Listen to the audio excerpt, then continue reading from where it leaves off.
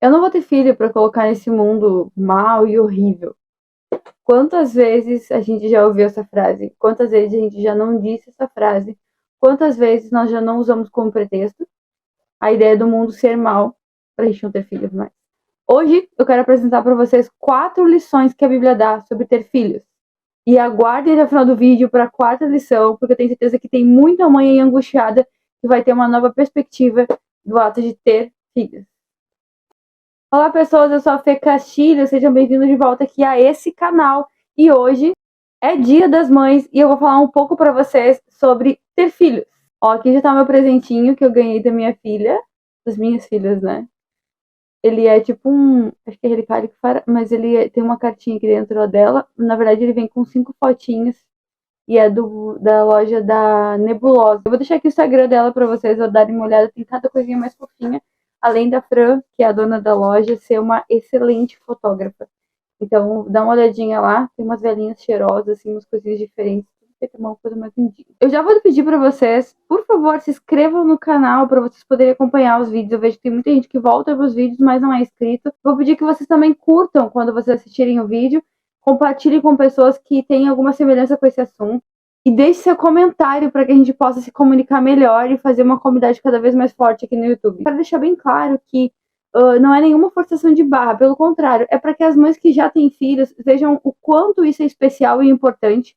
Para aqueles que estão em dúvida, possam também ter um respaldo bíblico assim mais leve, mais suave, nada de nenhuma fundamento teológico que eu vou dar aqui para vocês, mas é mais uma ideia de como a Bíblia tem isso em alta conta, como isso faz parte do plano de Deus. E para aquelas pessoas que decidiram não ter filhos, aquelas pessoas que decidiram ou que não podem ter filhos, isso é só uma parte das dádivas de Deus, tá? É uma parte importante, grande dentro do ministério, dentro da obra que Deus tem para o mundo. Mas existem tantas outras coisas também. Então, Deus sempre tem o melhor para nós, em qualquer situação.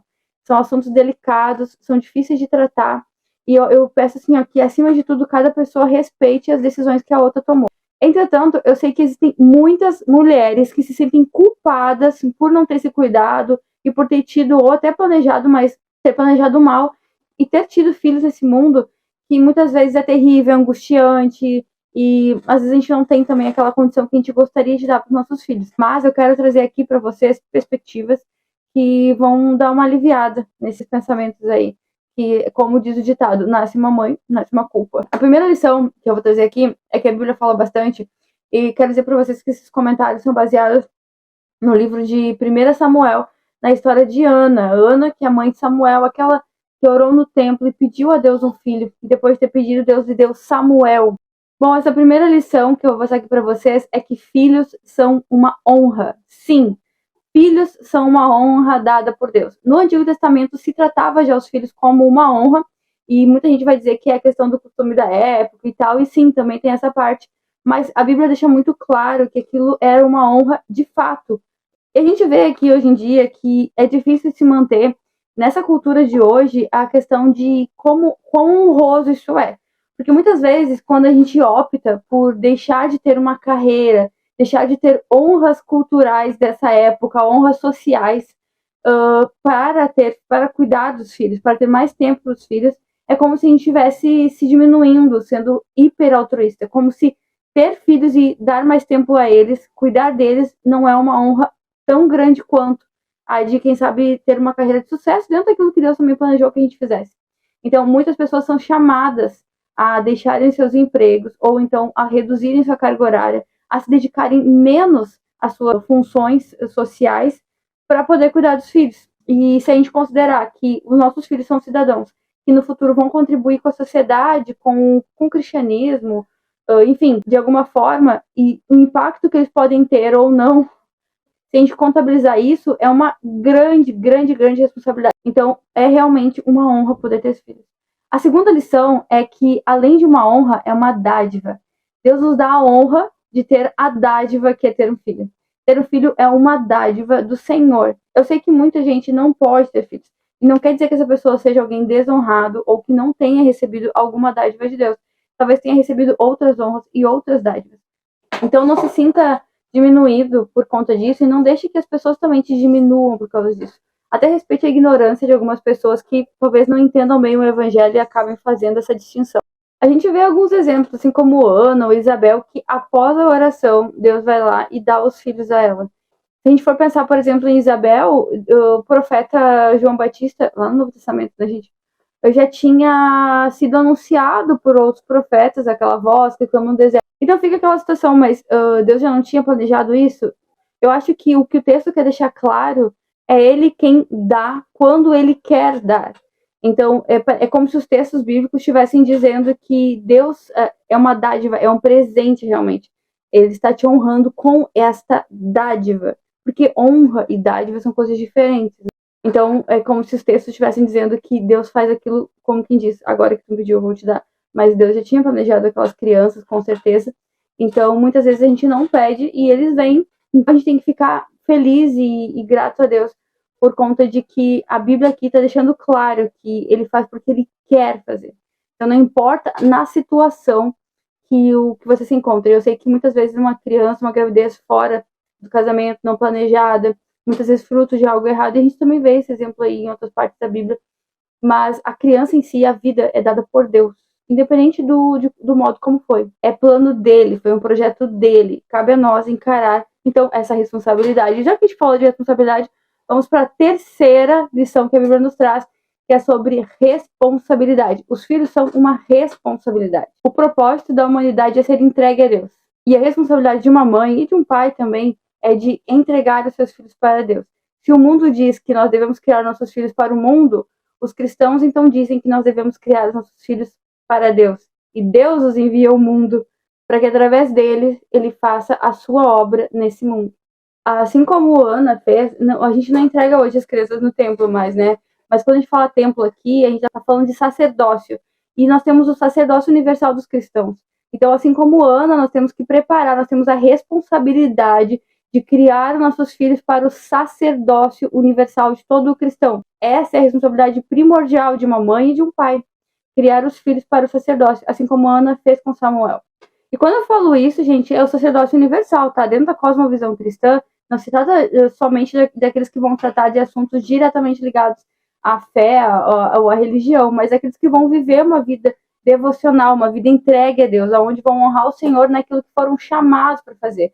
Seja lá para ser advogado, para ser cozinheiro, para ser professor, para ser médico, não importa o que a gente faz. Nós temos um sacerdócio, nós somos sacerdotes. Assim que nós aceitamos a Cristo, cabe a nós, mães, instruir nossos filhos dentro desse sacerdócio. Hoje, quando eu fui escrever um textinho para minha mãe, eu lembrei de uma coisa assim, é como se, e é muito verdade isso, as lacunas da minha fé foram preenchidas pela minha mãe, tanto por experiências que eu tive com Deus através da vida dela, tanto quanto por orações e versículos que ela recitava naturalmente no dia a dia. Só de pensar, não vou tirar. Como eu fui agraciada por Deus, por ter uma mãe profundamente cristã, amorosa, que ensinou o amor de Deus acima de todas as coisas.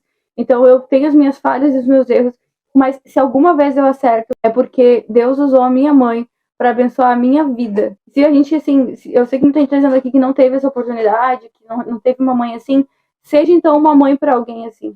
Se você não tem filho, seja uma tia, seja uma madrinha, seja uma amiga, seja para alguém essa pessoa, sabe, que preenche as lacunas da tua fé. Aquela pessoa que vai reforçar, que vai dar um nozinho ali onde está desatando. É essa pessoa. E a minha mãe nunca tentou me convencer, tá, gente? Minha mãe, ela sempre agiu naturalmente. É do feitio dela mesmo, sabe? No dia a dia a gente conseguir ver Deus, assim. Cansei de acordar e ver minha mãe orando. Cansei de ir correndo falar com a minha mãe, chegar no quarto, minha mãe tá orando. Cansei de ver minha mãe chorando e falando que Deus é fiel, mesmo em situações que a gente não conseguia enxergar ali, sabe? As coisas como poderiam dar certo. Minha mãe sempre manteve a fé. A minha mãe não só falou, mas ela agiu de forma que o exemplo arrasta, as pessoas falam e é verdade, sabe? Se você não foi até agora um exemplo, se você não é ou não teve, então seja a partir de agora. E para completar esse assunto, né, a quarta lição essa quarta e última lição, vai desanuviar, como diz aqui no Sul, a mente de muita gente, porque ter filhos é sinal de fé e esperança. Por quê? A gente vai ver a oração de Ana quando ela entrega Samuel no templo e vai ver ali também no Novo Testamento a oração de Maria, o Magnificat, ali, quando ela descobre que está grávida. E é incrível como essas orações elas têm similaridade, sabe? Então, quando a gente pensa assim, como que nós vamos ter filhos para entregá-los eles nesse mundo caído, nesse mundo terrível, a gente tem que lembrar que nós somos cristãos. E se nós somos cristãos, nós cremos que Deus não abandonou o mundo. Se Deus não abandonou o mundo, não existe nada que nós possamos fazer que Deus não possa fazer muito mais. E não existe ninguém que seja tão comprometido com um plano de paz para os seus filhos quanto Deus está. Se Ele deu vida a eles, Ele tem sim um plano para eles. Não importa a situação social que você vive, não importa a realidade financeira da sua casa, Deus tem um plano na sua vida. Ele tem um projeto para o seu filho. Ele toma conta disso. O que a gente tem que fazer é encarar com honra a nossa dádiva, com gratidão a Deus por ela e responsabilidade, sendo intencional todos os dias da nossa vida, desde quando a gente faz um prato de comida para eles, de maneira simples, no dia a dia, sabe, com carinho, o amor de Deus, reconhecendo que nós somos falhos. Eu estava vendo o pessoal falar sobre isso, vou deixar aqui para vocês as indicações de onde eu tirei essa reflexão. E eles falaram assim, ó, nós vamos entregar os nossos filhos para o mundo imperfeito, onde eles vão se encontrar com um Deus perfeito.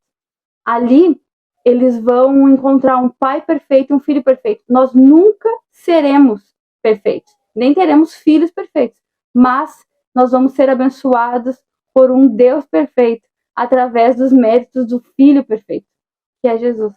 Não é lindo isso? Então, se nós cremos que existe um Deus e que Ele não abandonou o mundo, nós temos que crer, ter fé. Eu sei que é difícil. Mães controladoras como eu, mães que querem enclausurar os filhos assim na bolha, tem muita dificuldade de encarar essa situação de deixar que eles vão.